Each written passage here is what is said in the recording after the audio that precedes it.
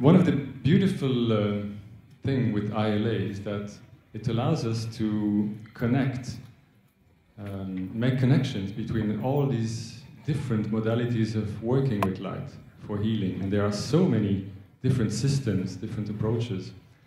And so the ILA spirit is really to create links and get everybody to know about this complete spectrum of possibilities of working with light. And so this is the 14th conference that we hold. So we've invited and seen pretty much all of the main people and discoverers and practitioners of all these different modalities. There's not much we haven't seen yet. So it's always a great pleasure when we get to discover something that we had never heard about. And that's what happened about 2 years ago. I got an email from somebody in France who told me, do you know about this Professor Pierre Magnin? He has a technique that's called Photonomedicine, and he heals people, he has tremendous results. And we had never heard of it. It was something completely new, a new way of, different approach. And he heard of the ILA through different contacts. And so the link was made. And it brought us to bring this year Dr. Pascal Vidal, who works with this technique. And he will introduce you to the originator, Professor Magnin. Unfortunately, he cannot come because he is 92 years old. Right. So he would have loved to come and present himself the system, but Pascal will do it, I'm sure, masterfully. He is a medical doctor, homeopath, acupuncturist. He practices in Paris, and he's been working with Professor Magnin for many years. Pascal.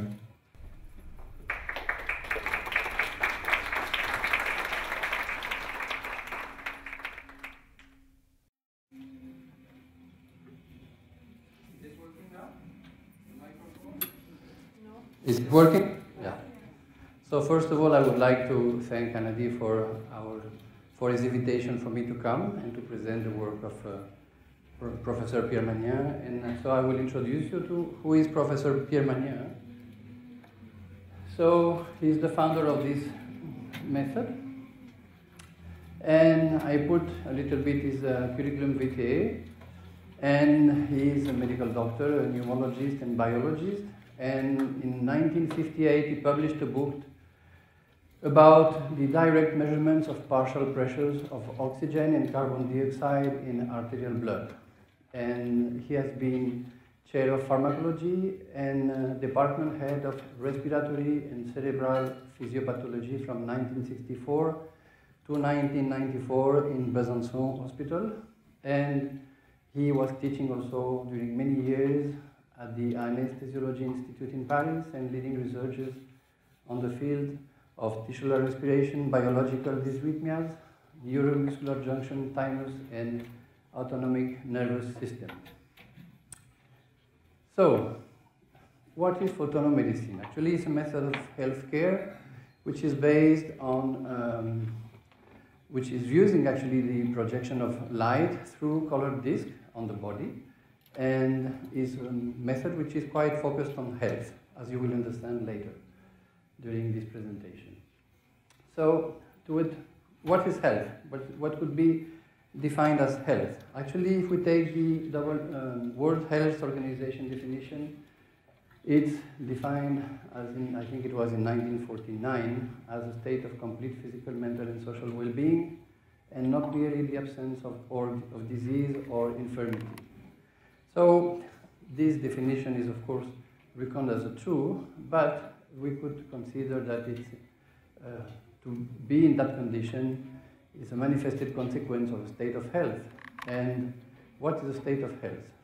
I quote here Albert St. Georgi, who was a main biologist from Hungary, and who was the initiator of what he called the submolecular biology, and I will quote him later also. And he said that the ideal of present medicine is curing all diseases, but no disease is a negative, while full health is a positive. So from the biological point of view, we could define health as an optimal tisular respiration simultaneously in all the body organs and tissues. So it's a basic presentation about what is tisular respiration before coming then to what is photonomedicine and how we work. So it's a common process to almost all the cells of the body, leading to the production of the energy and the ATP, adenosine triphosphate, because all physiological mechanisms and reactions are using ATP. And there is a slide here, it's in French, I apologize, but it's quite simple. You have, I don't know, pointer, yeah. So electrical work, mechanical work, osmotical work, sensorial functions, active transports of ions, metabolites, signals, heat production, biological synthesis, etc., all is using ATP. So we consider that the health is, the tisular respiration is at the same time the basis of health, in the sense that when the tisular respiration is optimal, then you have a good health condition, but at the same time it's also the aim of the health is to maintain this condition of tisular respiration in a good condition. Because if it's in a good condition, that means that the energy the body is producing is at its best, so then all the functions can go on at their best at the same time. So, as a consequence, we can say that any disturbance or disorder in tisular respiration will lead to pathological disorders, which we can name as diseases. So, of course, we eat food and we inhale air, especially oxygen, and the food we take will be, all the components of the food will be then taken inside. Some of them will be absorbed, some of them will be taken out, but some of the components will be used to renew some structures of the body, and also absorption of protein, fats, and carbohydrates results in cellular structuration, release of hydrogens, which will be thus available for all cells and tissues, and energy production, which will be redistributed according to the needs. So, I just say that to be able to have a good tisular respiration, of course, at the same time, you need to have some energy to begin it, and then this amount of energy will be enhanced during all the process. So I put here a small slide to give a summary of that at the end of this cell metabolism and respiration, you will have a production of ATP as a form of petrol jerrycan. So we have to understand that, of course, the energy of the body is maintaining the health, and so in that sense, the body is not working at random, in the sense that we have the control and organized nervous system who will take the control of this tisular respiration. Because the brain is constantly, day and night, working to be sure and to control the tisular respiration all over the body. And we have the autonomous nervous system with the sympathetic system and the parasympathetic, but the sympathetic part is distributed in a metameric distribution, level by level.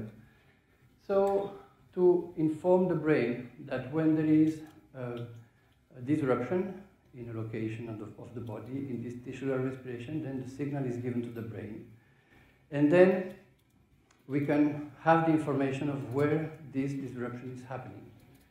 I will explain afterwards how. But what I wanted to say is that when you have then, so to have this optimal tisular respiration condition also, that means that you need to have a perfect balance between the sympathetic system and the parasympathetic system.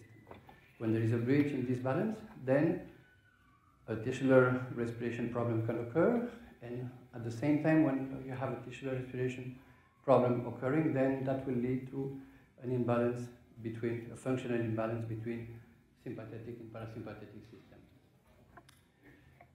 So in that case, so the autonomous nervous system strict controls aims at avoiding the following drift or excesses. We can have an excess of oxygen during this cell metabolism and tisular respiration, and that will lead to free radical production and release, and we know that the free radicals are quite toxic. Or we can have an excess of hydrogen, which will lead to acidosis. So these two excesses will increase the entropy of the system, and they appear such as a disorder, a functional disorder first. And if this functional disorder is not corrected, then we have lesional disorders, and then a chaos that will be succeeding problems, and then that can lead even to the death. So tisular respiration has different steps, and some of them can be vulnerable, especially in case of an attack by an exterior agent, by a virus, by a bacteria. And I have summarized here on the next slide some places, for example, where we can have a breach in the cellular tisular respiration, so a lack of energy produced. So we have to consider that the body is not made of separate entities such as organs, but it's a whole system which is constantly and fully alive and moving, and there is an interaction of information all over the body, and of course through the brain. And that means that when you have a part which is not functioning well, when you have an imbalance, when you have a tisular respiration problem in one organ, for example, the whole body will be affected in the sense that some other organs or tissues will work and will have part of their energy taken away to solve the problem if the organ itself, which is first affected, is not able to do it by himself. So, as I told before, the brain coordinates the tisular respiration of all the tissues and organs day and night. So that is why the supply in glucose and oxygen is a priority, an absolute priority for the body. So that is what I said just before, that some of the energy produced in the unaltered areas will be oriented so as to seize the increase of entropy and stop the disorganization of the affected tissues or organs in the body. So, in case there is the body is not able to master the entropy, the increase of entropy in the body when something happens, then you can have an escalating disorganizations of functions and organs, and then that will spread symptomatology, and then we'll have organized pathology, even if there is a cordon sanitaire anti-entropy in all the cells in the body. So, to make it simple, we can say that regarding this balance between this autonomous nervous system, that the parasympathetic system it can be compared to a system which will regulate the basal metabolism and basal health, while the sympathetic system will be working an active health, an active metabolism, which is driven to action, to reaction, and to interactions with the external surrounding. So, as I told before, the most important thing is that to be perfectly healthy, sympathetic and parasympathetic system should be in a functional and adaptive equilibrium. So, that I'm coming back now to photonomedicine. From what has been explained, we can insist on two things. The major role played by the autonomous nervous system, and that will require a constant checkup, especially when we work with light, and that will give us an information of where there is a breach in the balance between the sympathetic and parasympathetic system, thus where functional disorder is happening, thus where an organized pathology can happen, or it has happened actually. So photonomedicine enables, it's like reloading energy, it's like injecting energy, and that will enable the recovery of defective electromagnetic couplings, and then that will restore enzymatic reactions. And as I told before, this therapeutic method does not aim at treating symptoms, but restoring tisular respiration by curing its disruption. So now we come to the point of what is the vascular autonomous signal. So on the left side you have a picture of Professor René Leriche, who was a surgeon during the First World War, and that incidentally noted that he was making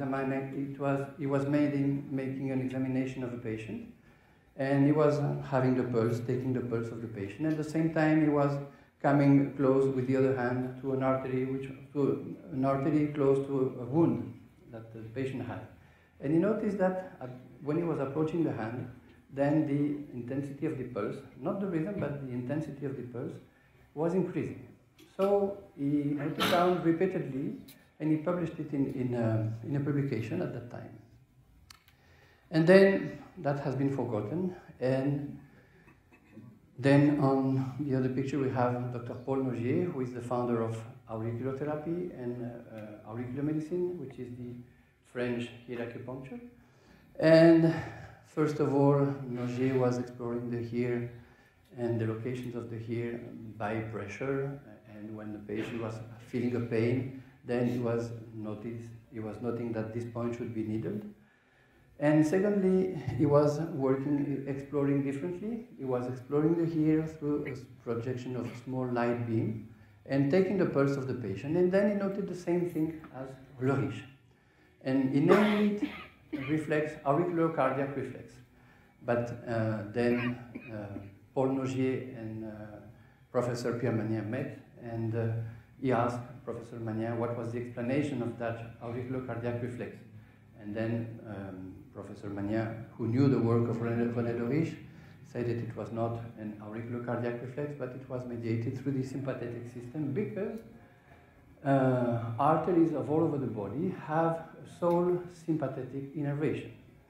That means that when you have a disruption in tisular respiration somewhere in the body, so you have a signal which is transmitted to the brain, and the brain puts in alert the limbic system and puts in alert the whole of the arterial system of the body. That means that you can assess, you can explore, and to know where there is a disruption, because you will have an increase of the intensity of the wave pulse that will be perceptible in any artery of the body.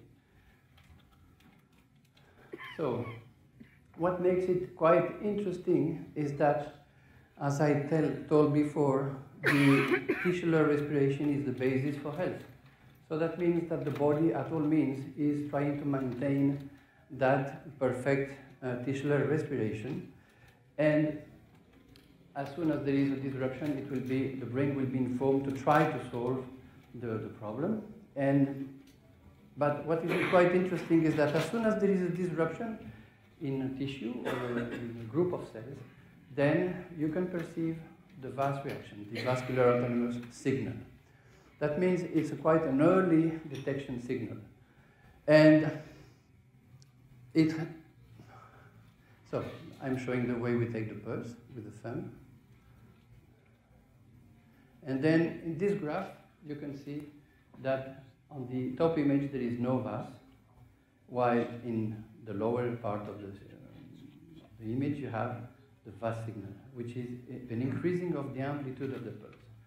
So that actually is quite interesting, because that gives us an indication of where is the location of the affected area, of what will be the color which will give a response through the VAS, how long we have to expose this area to the color. And so, as I told before, you can detect diseases with the VAS even before they are clinically manifested.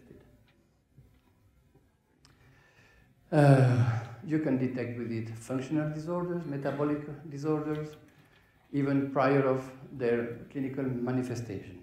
Especially, for example, in cancer. Cancer is not happening at once, but it's a building process which takes time.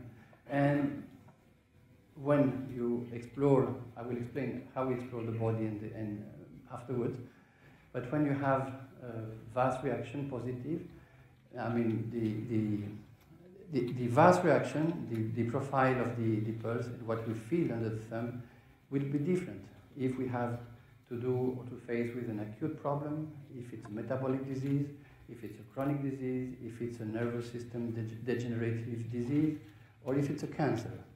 I mean, this is a matter of practice, and for that, I mean, I had the chance of being working a lot, many years with Professor Pierre Magnin, and actually he trained me. I worked with him on his patients, and we worked together. So he was treating the patients, taking the pulse, and showing me, now you have a cancer patient, look at what you feel under your thumb, look at this characteristic, don't forget it. All the cancers have the same pattern, etc. So it was a practical knowledge which was given to me. And as a matter of fact, now it's almost 7 years I'm daily practicing with this method, and it's quite obvious that when you have a cancer patient, for example, when you take the pulse and you see the vas, it has quite a characteristic thing. It's a very small modifications of the amplitude, very persistent for for a long time, at least for 2-3 minutes you have a disturbance, and then it disappears when you light the area, and then it comes back. I mean, it's recurring. So, I didn't say, but when you explore, because we use, first of all, I just say a word of that before, we use the first way to explore will be the here pavilion. And then we explore different areas of the here, and then we note when we have a vas reaction. And when a vas reaction is happening on the here, that means that this location of the here, which is related to a bodily location, which has a problem. And then, but we first explore with a color, which is a green color, who has to do with the balance between sympathetic and parasympathetic system. I think it was on your book, and I did that, you have a graph of Edward Babbitt, I think, there was a color, and the green was the balance between the sympathetic and the parasympathetic system. Am I true? That's it. So we begin, I will detail it afterwards, but we will begin the exploration with the green color, which will give us the disruptions, locations, in the balance between the sympathetic and parasympathetic. But what we do is that when we are finding a place where we have a vas reaction, we keep on the light on with the green color till the modification of pulse amplitude fades away. And that's why I'm saying that the color projection is not anymore necessary and required, then the vas will disappear. That means that the color we are applying then is no more necessary. And then with the information we can collect with the vas, we can then confirm a diagnosis, because sometimes patients come with a non-already done diagnosis. We can even sometimes confirm it, or when they don't have a diagnosis, we can come to a diagnosis. So, as I told, we have different kinds of vas reactions, and of course that's a matter of practice, as I told before, but when you have a vascular disease, it will not give at all the same vas as when you have a fracture of bone. Even if it's obvious that a fracture, we know what is it, but it's completely different. And in acute diseases, in chronic and well-established diseases, we don't have the same. And as we are using different colors, of course, when we light with a red color, we will have a very strong vas reaction usually, while when we use a violet color, usually we don't have a very strong vas. But in pathological conditions, that will change. And also what is interesting is that when we are treating a patient, during the full session, as I told before, when we give the information through the color, when the information is not needed anymore, then the vas fades, disappears. And then we can then follow up the efficiency of the treatment we give through the vas exploration during the session, but also in between two sessions, because when we see the patient on the next session, we can compare. I mean, I take notes of what I observe, and then I can compare what is there and what was before. And also what is quite interesting in that medicine is that it's a completely personalized medicine, in the sense that two persons, for example, with a shoulder pain or with an asthma problem will not be treated at all on the same manner, because the time exposure to colors, the sequence of colors will not be the same. Because always we follow the VAS information. That's our method of control, and this is actually the cornerstone of the method. Oops, sorry. So, as I told before, I mean, there is the only way to learn the VAS is actually to practice under the guidance of an expert who can show you, and you can share with you what happened. And that will be the only way to, by practice, to recognize metabolic disorders VAS from a cancer, from a neurological disease, etc., and so on. As I wanted to say also that VAS has not been yet technically recorded by any means, and it's possible, and it should be feasible. The only thing is that nobody is interested in that, and I would be interested, but I have not the time of taking care of all that. But even if it's recorded, I don't think any machine will give the subtlety of perception that we can have with a finger. So the other thing is that we use, as I told before, colored disc that we activate through light emission, and we use the color disc from the Raden Kodak that he made. Kodak made these filters for the lights, and actually we use them historically because Paul Nogier was working with this, and then as Paul Nogier and Pierre Magnin met, so then Pierre Magnin went on with Paul Nogier's filters. That's the only reason I know about. And then we use a device called TerraLight, which is a device which has a light coming here. We put the filter, and there is a device here with an optic fiber. And so we can see here that the light is coming through the optic fiber.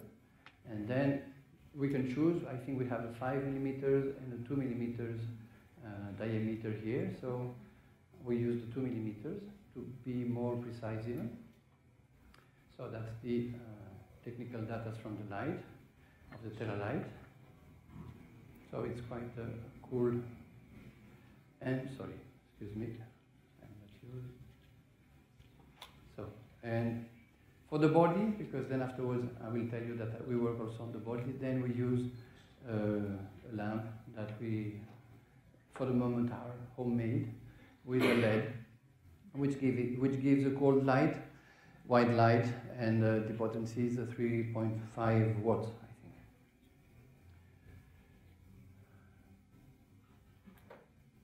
Okay. So the HERE pavilion will be our exploration beginning, and it's also a site of action because the therapeutic action begins at this place because we consider, and Professor Magnin actually, when he was working in his hospital, his service for more than 30 years, he had made a lot of measurements and assessing that the HERE was an interface with the limbic system. So when we work on the HERE, we work on the brain, on the limbic system. And so what we perceive when we take the pulse, when we explore the HERE with light, will be information which are displayed on the limbic system. And so, of course, when we apply the light, for example, the initial light, which is a green light color, to restore the balance, functional balance between sympathetic and parasympathetic system, of course, we have an impact on the limbic system and on the equilibrium of the body, and that is really perceptible by the patients who really feel the action immediately. And afterwards, after treating the HERE, then we will go to work on the body areas corresponding to the places we have the supposed disruptions. So, sorry, I forgot the slides before. So, okay. So I put here a map of the HERE because, I mean, some of you know HERE acupuncture, and only to precise that we have locations. We have the brain, which is here downwards. We have the lungs, which will be here on this floor of the concha. We have the digestive system will be here. we'll have the spine, which will be all here. I mean, we have the vertebrae down floor to the floor of the concha, while here we have the muscles of the spine, around the spines, we have the ribs, we have the thumb, etc. We have the hand, we have the wrist, we have the I don't know how to say it, avant-bras, I don't know how to say in English. We have the elbow, then we have the arm, then we have the shoulder, etc. That's only to give you the illustration of how we can locate the places where we have these problems. So, of course, how do we proceed? So, as it is a medical work, the first part of the work is like a common medical work, is giving the clinical history and then a complete clinical examination of the body. And we pay a specific attention to spine and to digestive systems, as they are quite often involved in maintenance of disorders. And then afterwards, as I said, we begin exploring the here, the full pavilion of the here, taking the pulse. So all what we do is always under the control of the pulse, always. And then we explore the here, and that can take some minutes. And then we note when we have vas perception. So then if there is a perception of vas, so then we keep on applying the green color till it fades away, and then we go on exploring. So that will give us basically the first information, which will be about the imbalanced areas from the autonomous system point of view. And then we will explore such areas with different colors, because we are using these Ratten Kodak colors, and Professor Magnin also during his work in hospital, as he was working with the colors, made a lot of measurements about EEGs, about blood gases, and that allowed him to understand how colors could act on a tisular respiration level, and he could identify some colors more involved in inflammatory processes, etc. So then we have all this code of lecture of colors, and we use it, and then that will allow us to have an idea of what's happening, if there's an inflammation in one place, if a muscle problem is involved, if a vascular problem is involved, or if a blood supply is needed, if there is a nervous system reaction, etc. So that will help us to either to give a diagnosis or to confirm or to infirm a previous diagnosis.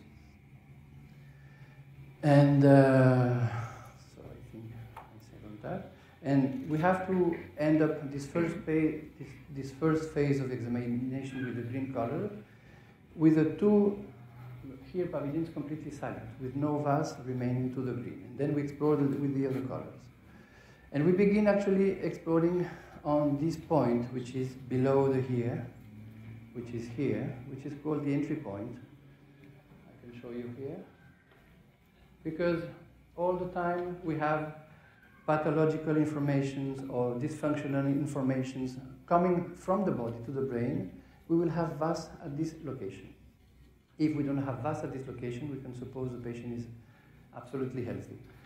But usually healthy patients don't come to us, so and that's the thing.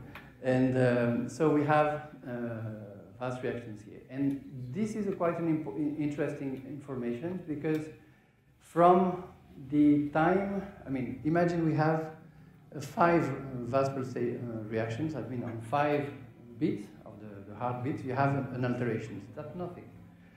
It could be only an adaptation because we are putting a light on, and that's all. But if we have 20, that gives something, a different picture. And if we have 300, that's a completely different figure also. And according to the number of vas we perceive, we can know if it's a chronic disease, and etc. We have different, and then when we will explore the wall here with following. I have put some arrows to figure out where we explore, and then the aim will be needed to find out, when we have these vas reactions here at the entry point, where they are in the here. So then we explore the here for that reason to know. And then, as I told before, we will explore them with the other colors related to functions or to physiological processes or damages. And then we note down which colors give reactions to, and then we will use only these colors for treatment. First in the ear, and secondly on the bodily areas related to that location of the ear. So then, as I told, once the ear pavilion treatment is complete, we go to work on the body and corresponding anatomical areas, and we apply a similar sequence of colors, and until vast reactions disappear. And so we use the same lamp as I told before. We use the big lamp, which is there, to work on the body, but sometimes, especially when we want to have more precise information or more precise action, we can work with the optic fiber. We can see here. Actually, Professor Magnin working on a patient, on a disabled patient. Or we can, that's only to show that we can put it on the different places.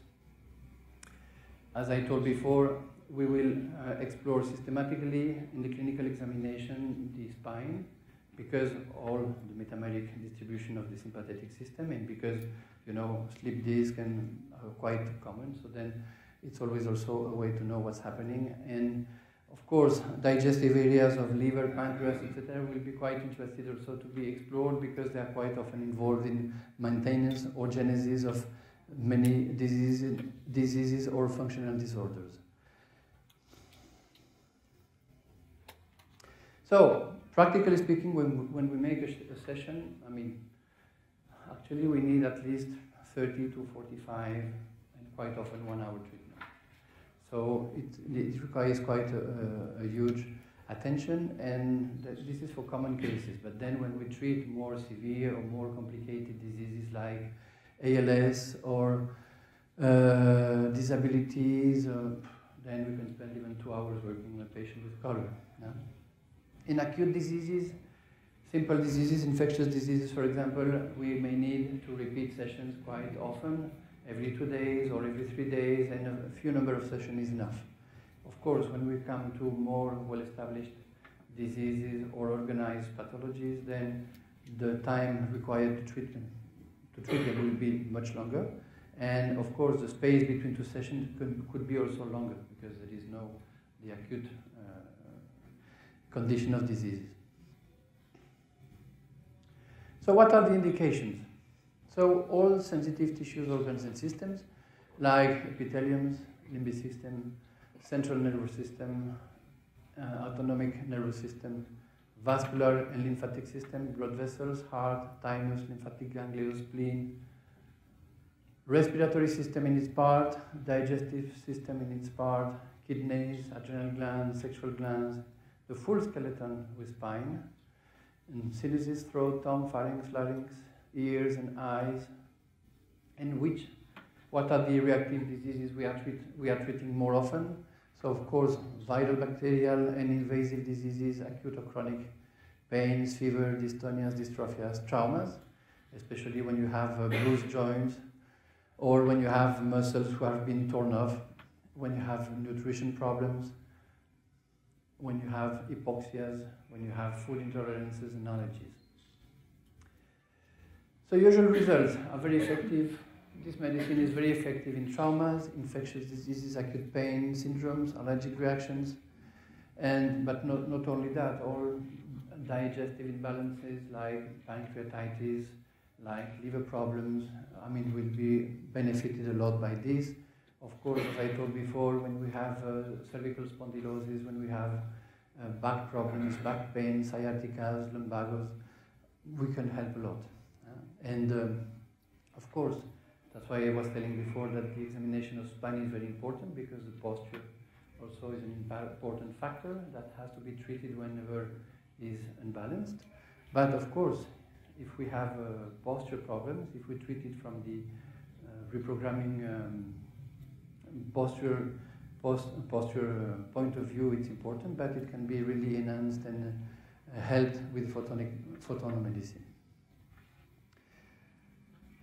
So as I said, sinusitis, otitis, influenza, laryngitis, pharyngitis, bronchitis, lung infections, acute digestive problems, asthma, eczemas, herpes, back pain, sciaticas, etc. So I have put here some relevant clinical cases, and then I will speak a little bit about cancer. So this is a man who is nowadays 40, I don't remember his age. He was doing paragliding, and he had a bad landing, and then he fractured the hip, and L2, L3, and the sacrum. So he has been surgically treated, of course, and the L3 vertebra has been torn off in pieces, so all the fragments have been removed, and then they have placed this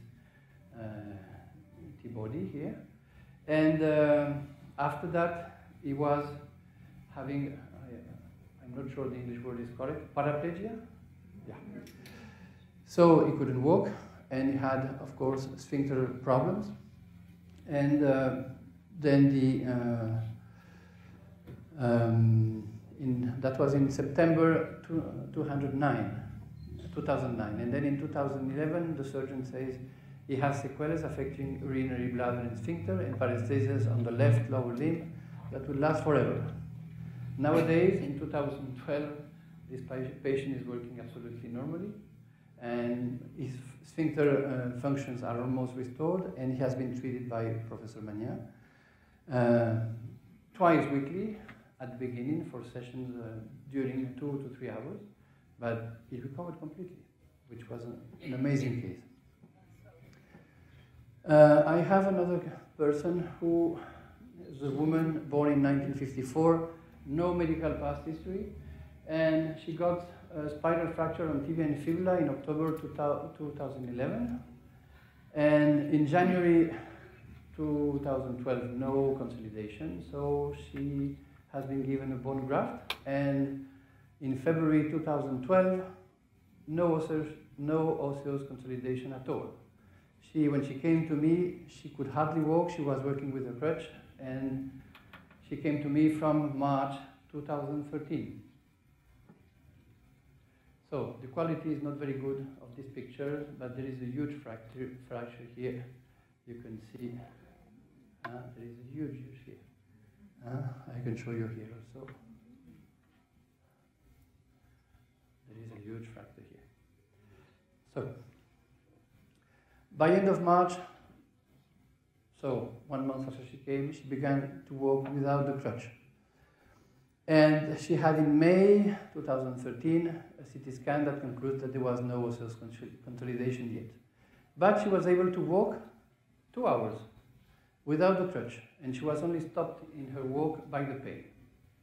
And of course, when she came first, her foot and leg was completely swollen, and that in a couple of weeks disappeared. Only using colors, nothing else. By August 2013, she was able to walk 5 hours. When the specialist saw the X-ray, what was done, the surgeon proposed her immediately another bone graft. And as there was absolutely no evidence of osseous consolidation. And then by May, what happened then after, it was that in October she fell down and she then hurt herself again on the same place. So then it took more time to recover. And in May 2014, after a long painful period, then the surgeons proposed to postpone the bone graft because the bone fixation with the material which has been put inside seems to be stable. So that was the condition. And you can see, so she has, of course, metallic, and I mean, that was in September 2014. The image of fracture is not so neat than before, and as they could assess, I mean, we can see the fracture image. So September, and then in December, I mean, nothing was changed, but you know, it looks like some ossification was taking place. In October 2014, surgeon was suggesting that the pain she was having was provoked by the metal pieces she was having. And 1 year afterwards, surgeon felt ready to remove it, while the radiologist speaks of a lack of calcification and absence of osseous bridges. And Anyway, the surgical removal took place in December 2015. So that was the image in September 2015. And we can see that something is happening here. Even if it's not, of course, a fully consolidated fracture, but something is building up here. And in March 2016, the X-ray shows a bone consolidation, functional recovery. And then nowadays she's walking in the mountains because she was really, and she has no more metallic structure like she was having before. And she's not suffering at all. So that was a case I had to follow. I have another example. It's only to show the rapidity of the efficiency of the color treatment. It was a patient who was having a facial paralysis with Afrigore since 1 month. And I asked him to smile. So, of course, we have a lot of light here and it's not easy to see. But he couldn't smile properly. I gave him a session with, of course, different colors, working on the ear and working on the trajectory of the facial nerve with different colors. And after 20 minutes, I asked him again to smile, and then you can see that the smile is completely different. And this patient has, when he was coming, his daughters were witnessing the improvement, and I think I needed 6 sessions to treat him for this facial paralysis Afrigore since 1 month, and nowadays is absolutely stable. So the case of a cancer. So this is a difficult issue because, of course, cancer is a complicated pathology, and as I told before, the VAS reaction in cancer is quite specific in the sense that it's not like an acute disease, but it's a very feeble VAS reaction you can perceive, and you can perceive it for 100, 200, 300 beats. And then when you have put the green and after 300 beats it had disappeared, you come back 5 minutes later, it's again the same. So then it's a quite characteristic figure about the VAS in the cancer. So actually how to treat cancers. So it's quite a complex issue. And of course, I mean, I'm not a specialist, I'm not an oncologist, and I'm only a clinician. But the color treatments, of course, we can give to the patients will enhance his immune system, as it will improve his tisular respiration all over the body. Then his body will defend himself much better.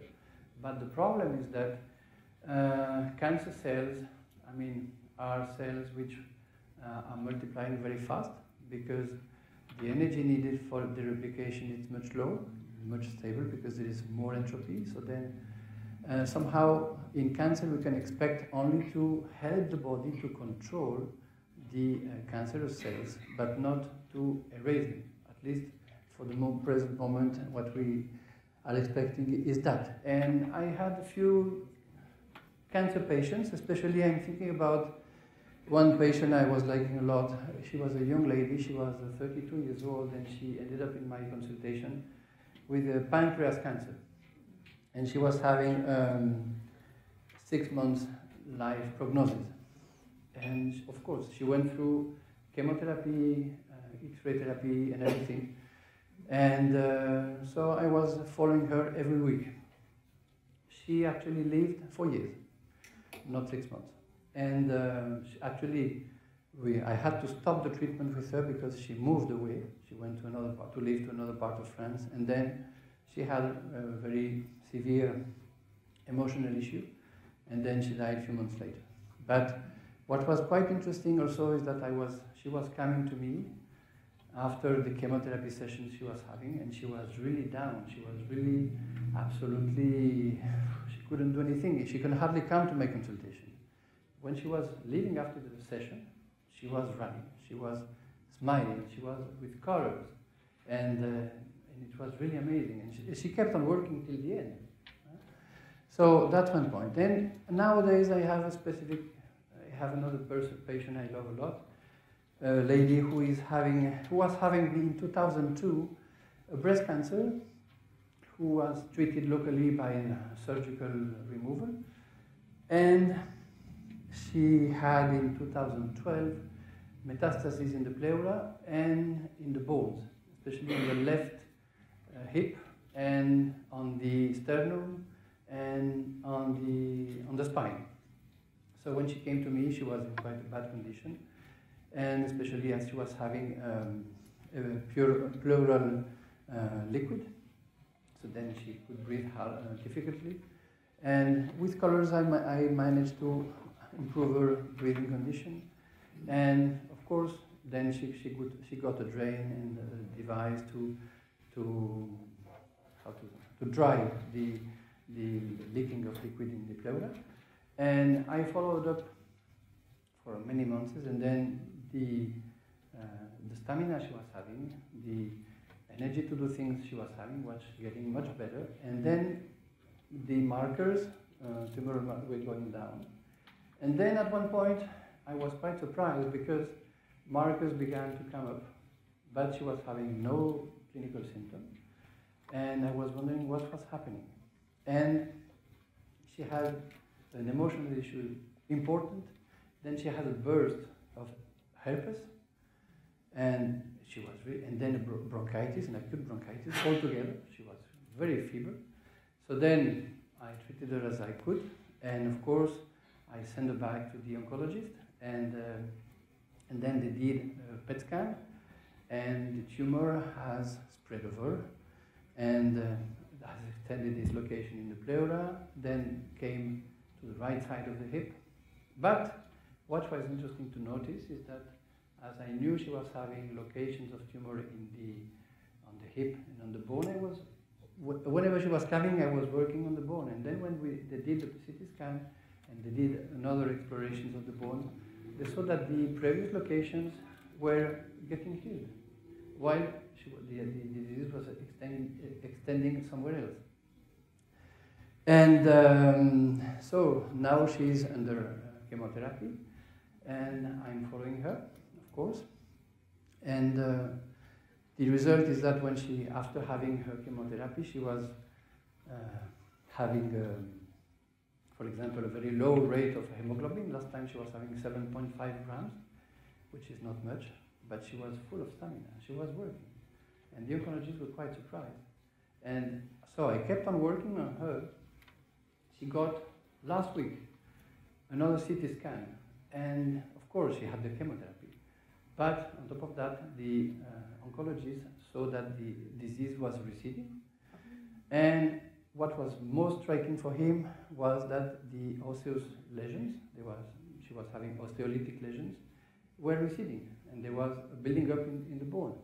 And the oncologist says, I never see that. So of course I told her not to say anything, because and it's quite an uncomfortable position, no, for the practitioners.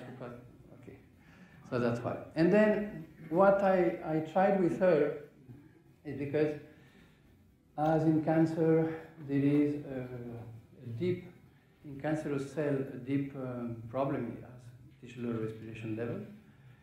And of course, when you give chemotherapy, then you will suffocate the whole cells of the body, including the malignant, but also the benignant cells.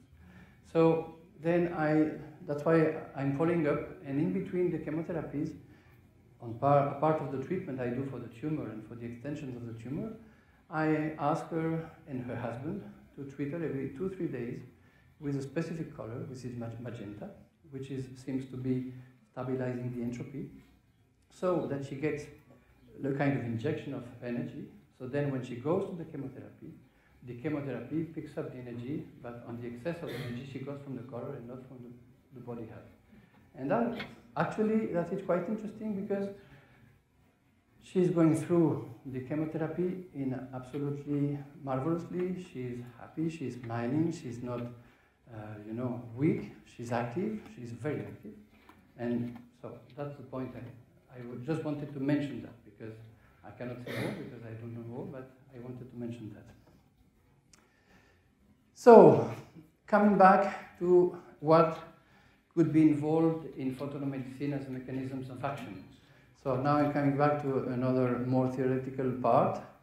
So I have divided in two. First of all, the effects of light on tisular respiration, and secondly, at the submolecular level. So Otto Warburg published in 1931, and he got the Nobel Prize for that, a study in which he showed that he had a culture of cells, and in that culture of cells he had put them in the medium they were living, oxygen and carbon monoxide. And what an interesting fact he was noticing is that if carbon monoxide is added to oxygen, in which living cells breathe, respiration ceases, as has been mentioned. But if exposure to ultraviolet or visible light is administered, respiration recurs. So that means by alternate illumination and darkness, is it possible to cause respiration and cessation of respiration in living, breathing cells in mixture of carbon monoxide and oxygen? So actually, I think that was one of the first experiments done on tisular respiration with the effect of the light. And what is quite interesting is what he said also, that when the photochemical dissociation of iron carbonyl compound is measured by using monochromatic light and comparing the amount of light energy absorbed with the amount of carbon monoxide set free, it is found that Einstein's law of photochemical equivalence is very exactly fulfilled. And the number of FSAO groups set free is equal to the number of light quanta absorbed, and this is independent of wavelength employed. So it was quite opening research in the field of investigations. Of course, then Tinakaru did a lot of research, and as it has been said in other conferences here, cytochrome C oxidase and seems to be a target on this respiratory chain. And the activation of cells via the mitochondria is suggested to be a universal photobiological mechanisms. And I've taken from the book this image in which you have the photon on the left side, who is coming to the mitochondria. There is a modulation of cellular redox state and then modulation of physiological activity of the cells.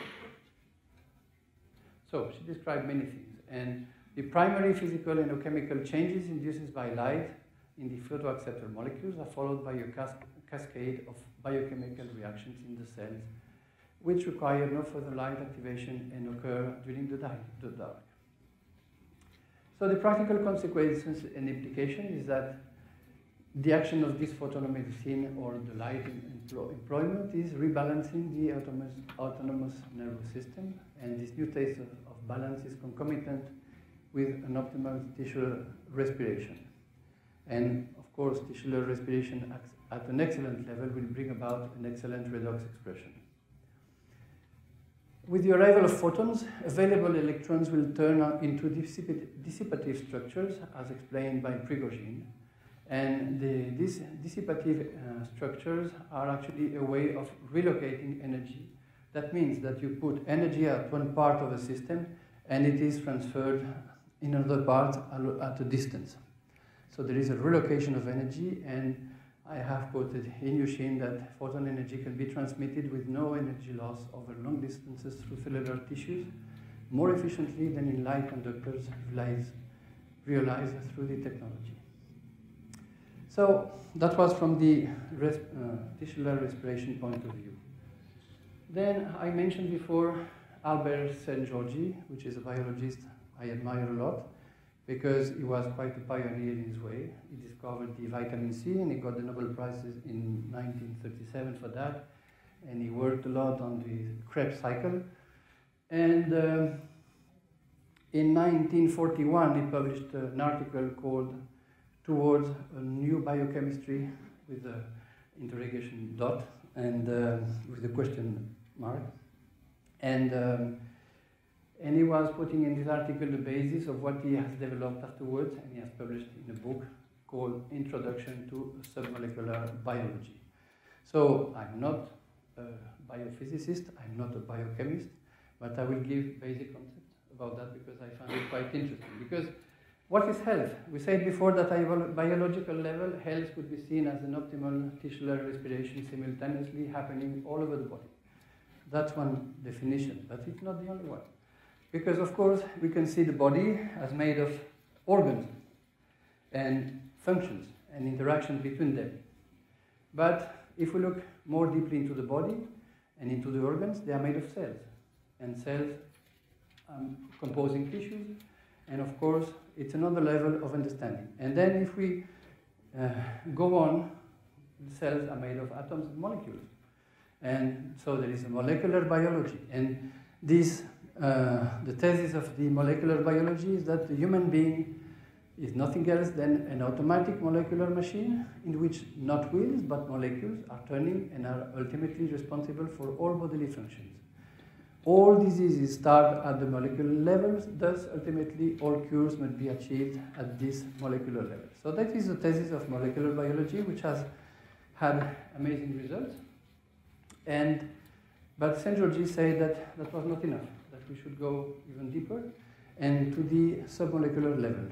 And then the thesis of submolecular biology should be that all diseases are the result of some unfavorable electron distribution within the human body.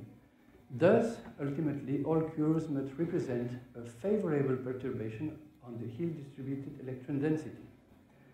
And to help me, I have quoted on the next slide, I think. I have taken from a journal of molecular structure, I think, a quotation. So this is Albert St. Georgi.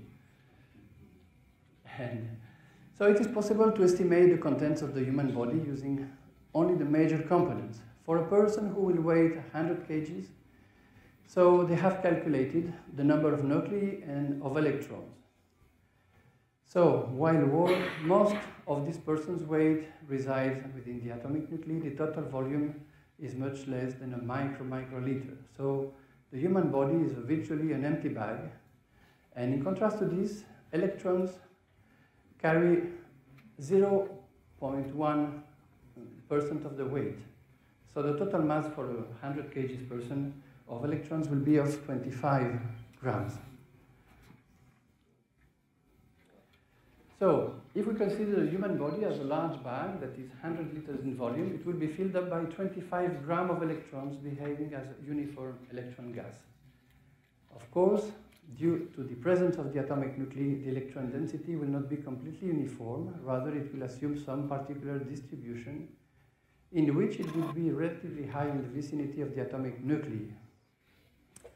But virtually an infinite number of possible electron distributions may occur from such a collection of nuclei and electrons, since only one such electron distribution may be regarded to represent a perfect health, but very similar or only slightly different electron distributions must represent very good but not perfectly health state. So there is a margin for that. And as we get further and further from the ideal electron, then we'll get densities and the distribution of the electrons which are more and more distant from health condition. So I found it quite interesting because, and of course, they say that this is the reason why the pharmaceutical industry is producing drugs to cure, because some drugs will give electrons. Some medicines are electron donors, others will be electron acceptors, and of course, there is also an irreversibility in the sense that once the electronic distribution gets to a certain point, it cannot come back to a health condition. So what I found it interesting is that, of course, when we apply light, the light we apply will hit the atoms and then will hit the electrons. And it seems like in nature, life has learned to use and to recover and to use the energy of the electrons. I'm putting back St. Georgi because I found it quite interesting. It's common knowledge that the ultimate source of all our energy and negative entropy is the radiation of the sun. When a photon interacts with a material particle on our globe, it lifts one electron from an electron pair to a higher level. This excited state, as a rule, has but a short lifetime, and the electron drops back within 10 potency, so it's, I don't know how to say in English. It's very brief, actually. It's 1,000,000 to 100 million times shorter than a second to the ground state, giving off its excess energy in one way or another. And life has learned to catch the electron in the excited state, uncouple it from its partner, and let it drop back to the ground state through its biological machinery, utilizing its excess energy for life processes. And the idea of St. Georgi is that actually the subtlety of biological reactions in life processes is produced only by the electrons, who are conducted along the proteins. And he has spent all his life trying to demonstrate that. So I found it interesting because, of course, we are touching a level we are not, which is not a clinical, we cannot see, we cannot touch it. But it gives a wider understanding, I think, understanding of what health can be. And of course, when we apply light, the energy of the photons will impact the atoms, the electrons, and so we can make the link between these dimensions. So, to conclude what I said about photonomedicine, so we can now shift the paradigm and consider that a tissue which is damaged or wounded is a normal tissue having available all the needed respiratory resources to protect it. And photonic medicine will restore the physiology through an integral restoration of the tisular respiration. Using a photonic resource, we recharge the thermodynamic pole of the cell, who recovers integrally its normal tisular respiration capacity. And that will enable the cell to face all the disturbances produced by any kind of aggression. And this is the book which is available. We'll have much more information, of course. And there is also a website, actually, only to say a few words about that. So just to precise that I spoke about photonomedicine in English, but it's photonomedicine because it's in French. So it's a E and not a I here, only to... So it's a website we created just recently because with Professor Magnin and some friends, doctors and healers, we constituted an institute of photonomedicine because we want to, to preserve, first of all the experience and all the knowledge he has been given to us, which is quite enormous. And also we are treating patients, and then we are creating a structure to treat patients with the photonic medicine. And also we are willing to teach to doctors how to use the vas and how to use the colors. And of course that could be also taught to non-doctors, because at the condition that they work under the supervision of a doctor, because a diagnosis is needed. But for example, when we are treating a chronic patient, we can see him once a week.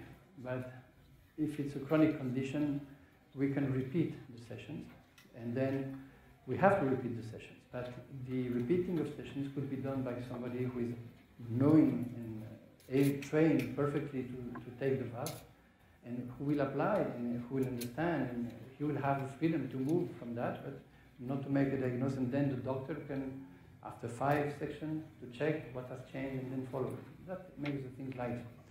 So that's why we have built an institute. And so we have the small group of friends and doctors here with Dean Magnin, which is here. And